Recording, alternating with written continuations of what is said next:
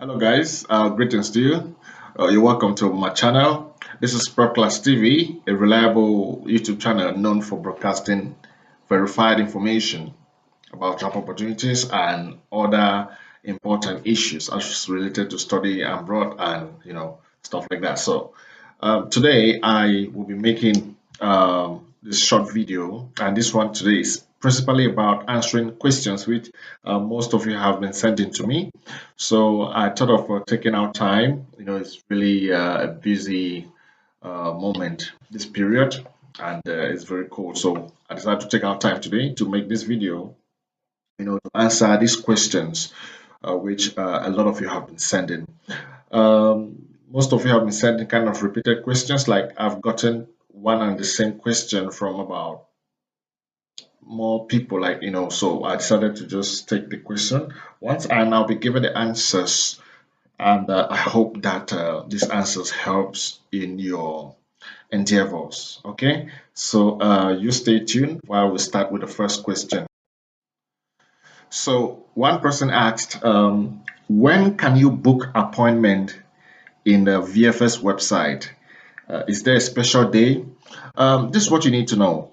That there is no special day to book appointment. No, there's no special days. It's not like you have to book appointment on Monday or on Sunday or on Saturday or on Friday. No, you can book appointment at any time. However, the issue with the booking of appointment on the VFS website lies on the availability of appointment slots on the website. Now, not every day is open for selection. Some days are blocked. For those who have booked appointment before, in the course of you booking, you realize that there are some days you cannot select because they have been blurred. You cannot click on them. Meanwhile, there are days which are open. Now, those days which have been blocked, it means that appointments for those days are full and VFS is no longer receiving any other appointment on such days, so they block them.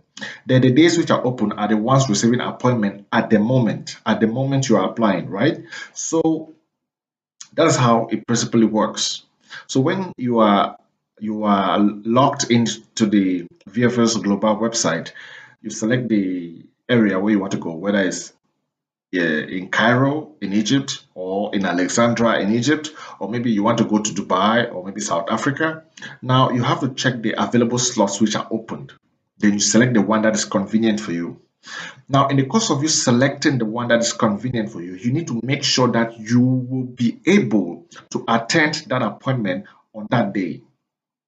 Okay, and your ability to attend that appointment will be based on the complete set of documents you are required to submit. Make sure you have them, and the finances, the money. The money here, we are talking of the visa application fee and the VFS fees. You need to have all of this. My advice is make sure all your documents are authentic and complete. No fake. Don't even try it. They will catch you. You will be discovered. You'll be uncovered. All right. And then for the money, make sure you have excess. It's good to always have excess. Remember, if you are in Cameroon or Nigeria or Ghana or wherever in Africa and you are about going to Egypt, for example, make sure that you change your local currency. Cameroonians, you change your franc CFA to dollars. Nigerians, change your naira to dollars. Ghanaian, change your CDs to dollars because they don't know these currencies in Egypt. So when you change them to these dollars, then travel now, go to Egypt. When you are in Egypt now, you can change now the dollars now to the Egyptian currency. They call it Egyptian pounds. That is what you use in Egypt and also at the VFS global office on the day of your appointment. Most of you may have seen on the website of VFS Global that a visa fee is paid in euros. No, it's fine, it's there on the website, but when you get to the office, they will tell you that you pay in Egyptian pounds. I'm sure those who went maybe to Dubai for the visa, they were told to pay in the Dubai currency. I don't know how they call it, whether it's dirhams or what. So that thing on the website there is for you to be able to check the equivalence of the amount on the website and what it will be in the local currency of the country you're going to. Take note. My advice is hold excess. You don't want to go with the actual amount and then you go there and then there's a problem with exchange rate that will instead lead to a shortage of the local currency. You'll be in trouble. They will not process your file and you will need to book another appointment. And trust me, it is not easy. It is not easy to book an appointment. It's not easy. Okay, so I hope that answers your question. The next person asked, can I use a sponsor that is not directly related to me? Um, this is what I'll recommend for you. If you're using a sponsor's bank statement, make sure that sponsor should be your mother, father, brother, sister. Okay? The most important link between you and your sponsor should be in a name. There should be like a name that links the two of you, like a family name. Okay? So that the embassy will be able to detect that they have a unique name, so there's this kind of linkage. That's very important. I'm sure even on the website it's really clearly stated the kind of relative whose bank statement you can use as your sponsor, you know. So that's one part of it. And secondly, the ability of the sponsor to act as your sponsor. And his ability will depend on if he has the sufficient means to look after you for the duration of your stay in Lithuania. Does he have? That's the thing. So, if you are thinking of using somebody's stuff, there should be the aspect of name, connection of name. It can be your cousin, but do you guys have one name that links the two of you? That's important. Okay, I hope that answers you. The next person is asking, will you recommend I use an agent? I believe I've made a video about this agent thing. I don't actually like agents personally, and I will not recommend you using an agent because you'll be increasing cost on yourself. It is something you yourself can do.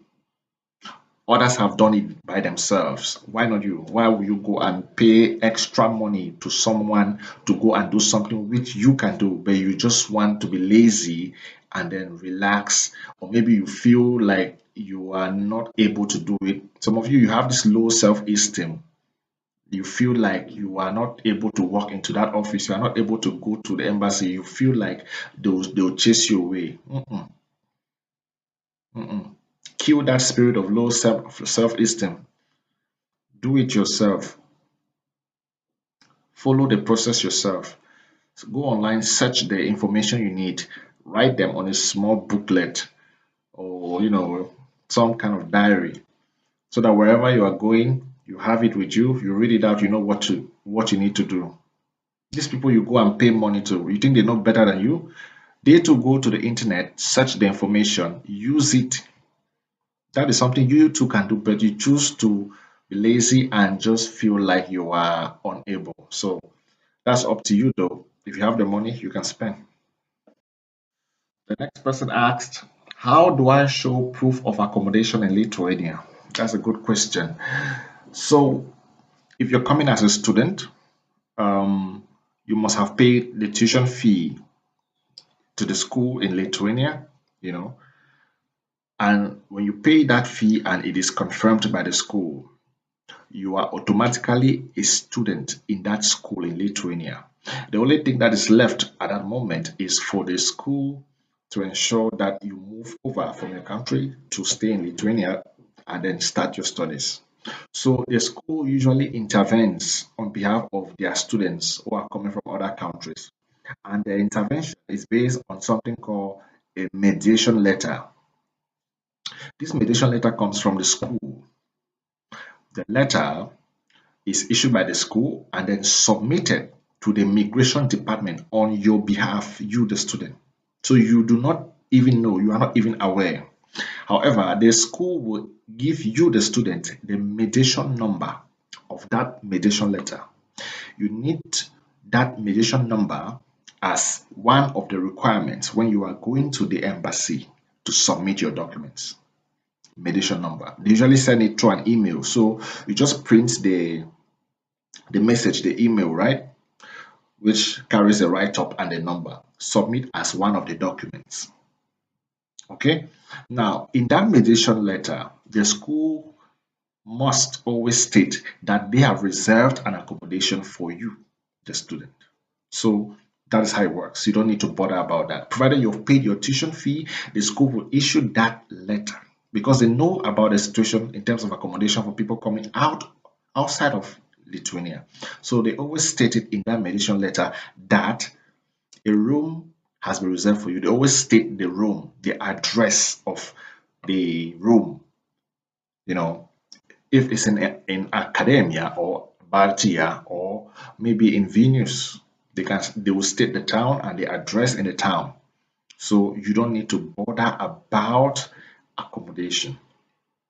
Yeah, provided you've met up with the finances in terms of tuition. Okay. Next question. This person asks, how can I reserve flight? That's a funny one. Flight reservation actually is one of the requirements too when going to submit your visa application to the Lithuanian embassy. You need what we call a flight itinerary. Now, it's easy to reserve flight. Okay, it's very easy. It's very, very easy. Go to any flight agency, just tell them that they should reserve a flight for you from your country to Lithuania. Okay, they will reserve it for you and they print it out. Then you just take the paper, that's all. That's all. Now make sure that your flight should be to and fro, and the day you're returning should be within a 1 year span, not above 1 year. Should be within a 1 year span. So that is how it is. Flight reservation, I think, is the easiest. You may not even need to go to the to a flight agency like any of these flight companies around. You can even do it online. You can do it online. It's easy. But if you are not versed with the online stuff, you can go to any flight agency, do the reservation, and it's free. It's free, please. Flight reservation is free. You don't pay. It is a way that the flight companies use to, attract customers. So you come there, you reserve the flight, they'll print the paper and give you. Some people may later on come and pay for that flight. Some people might forget it, so it's a marketing strategy. Flight reservation is free until you want to pay for it. It's up to you. Okay, so that's it. Next question. Can I put money in my bank account when going for visa application in Egypt? And how much should I put? Okay, now if you are putting money in your bank account, it means that you are self-sponsored. It means you're sponsoring yourself. Yeah, because if you have a bank account, the bank account will carry your name. Your passport will carry that the same name. The other documents like academic documents and the rest will carry the same name. So if you're submitting your documents all with that bank statement from the bank account, it will show that you are self-sponsored. So you might want to explain how you got that money. Like, are you working or were you working or do you have a business? You might want to show your documents to show that you were working or you have a business. Okay. You need to explain all of that. And you might want to explain why you are leaving your job or you're leaving your business to want to go to Lithuania to study. You need to explain all of that. So that is it. If you're putting the money in your bank account, it means be ready for all that. However, to make things simple, you can use it, use your sponsors, bank statement. It's very easy, but make sure there is a relation between you two in terms of name, like I mentioned already. You need to make sure of that. You know, you can still use your own bank statement, but be ready to answer all these questions. However, when you get to Lithuania, then you can put the money in your bank account yourself. That one now, there will be no problem because when you get here, you need to do something called temporary residence permit. and bank statement is one of the requirements too. So you need to show proof of funds. I've made a video about this so you can check. Okay, hope that answers you. Next question. Uh, can you tell me the amount required for visa fee, health insurance, tuition, and admission fees? Um, the amount for visa fee, according to the VFS Global website in Egypt, is 120 euros. But then there is also VFS service fees. I think it's there as about uh, I don't know if it's 40 euros or something, or 20 euros or stuff like that. However, you are advised to hold surplus. So if it's shown there as 120 euros, and then there's a VFS fees again, not even part of that visa fees, I'll advise that you hold 165 or 170 euros just for that. Just for that. That is excess. If you have more, hold more. You can hold even 200 just to be on the safe side. My recommendation is hold excess. Why am I saying this? When you carry the money in euros or in dollars, you get to Egypt, you have to change it to the Egyptian pounds. What if there is some kind of exchange rate depreciation or currency devaluation or appreciation? I don't know. So those economic stuff, which will now make the conversion in the Egyptian pounds lower, and you are not able to meet up at the embassy. That will be on you. So hold excess. In fact, just hold 200 euros just for that. When you get there, change it. You go there, they will calculate everything. You pay, and then you take the excess home. It's always good to hold excess. Never you try to be too accurate. Hold excess. Hold excess. Very important, please. That's for the visa fee. Then for health insurance, there's no specific fee for health insurance. Health insurance varies based on the company that you are trying to get the health insurance from. There are a lot of them. There is Swiss Care. There are a lot of insurance companies in Lithuania. You can get it online from wherever you are, and it's a matter of seconds or minutes. Just go online and type insurance companies in Lithuania. You will see a list of them. What you need to do now is just go to anyone, take their email and write. They'll respond. That's their job. They have people ready for that. They are always waiting for emails. You respond. They'll respond to you. Just ask them, I am an international student. I am in this country. I've applied to this university in Lithuania, whether it's in Kaunas or in Klaipėda or maybe in Vilnius. And they are requesting for international health insurance for international students. They will respond to you telling you the details of what you need to do, whether you need to provide some information. Then they will send you a draft of how your insurance is going to look like. And then if you can pay online, like through credit card, case closed. They send your insurance to you by email straight away. You just print it out. You print it out. Very, very easy. So it is, I think it's the easiest document to get. So your question about the fees, there is no specific fee. There are some insurance companies that will charge about 150 euros, and that's for 1 year. Some will charge about 135 euros, some will charge 140, some will charge 120. So it's up to you to search well to know which one is affordable for you. Okay? It's the easiest document. But I recommend you getting an insurance from a Lithuanian company, from an Lithuanian insurance company. Okay, forget about the ones around. Trust me, you want to do things fast, and these people, in terms of the insurance service here in Lithuania, they are very fast and accurate. So it's just an advice, though. So hope that answers that. The next one is tuition fee. Tuition fee too varies. It varies based on the kind of program you're going in for. It varies on your level of study, whether it's masters or bachelors or PhD. You know, It also varies based on the kind of university.